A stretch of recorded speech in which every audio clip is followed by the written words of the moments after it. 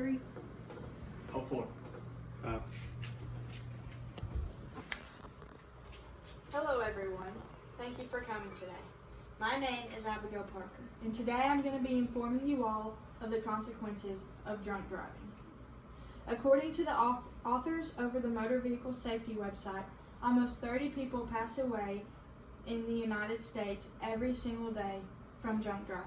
That is one person every 50 minutes that passes away.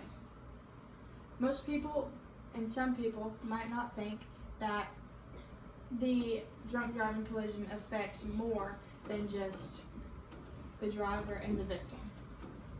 When someone is killed in an impaired driving collision, it affects the driver, the family and friends of the victim, the family and friends of the driver, and the victim themselves. How is the driver affected, you might ask? According to Mothers Against Drunk Driving, the MAD Association, the minimum sentence of vehicular homicide in the state of Tennessee is 6 years in a state prison. This is a Class B felony. In the state of Tennessee, after further review of the vehicular homicide punishment and laws, they decided that if someone is convicted of vehicular homicide, they will not be eligible for probation.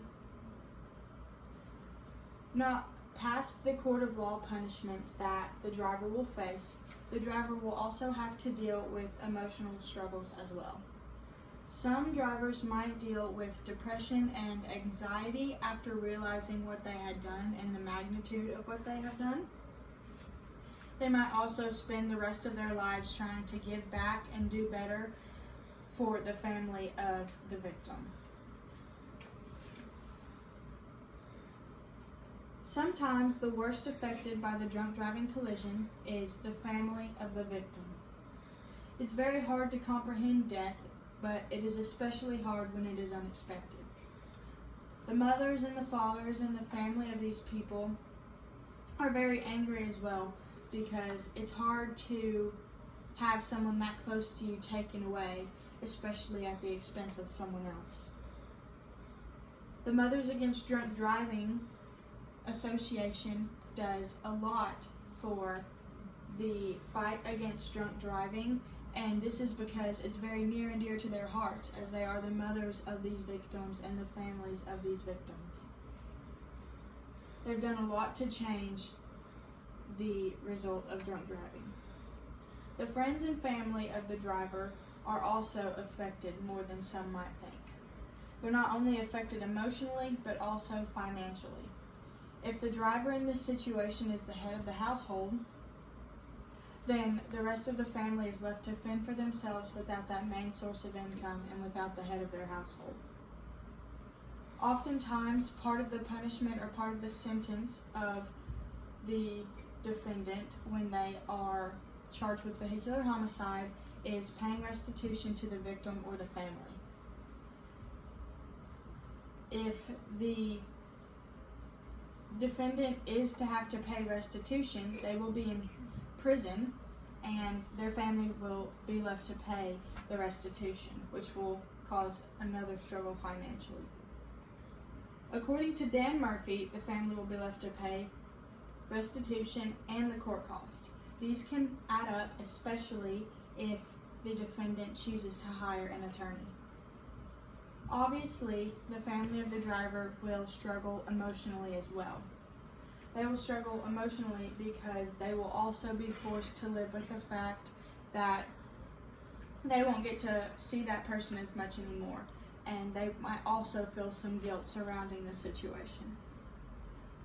The last person that will be affected that we will be talking about today is the victim. Most times when involved in a drunk driving collision, the victim will be the one to pass away. They'll never get to experience some of the things that they might have, and they won't get to be there for their families and friends and communities that need them. According to the Office for Victims of Crimes, about 3 in every 10 Americans will be involved in an alcohol-related crash at some point in their lives.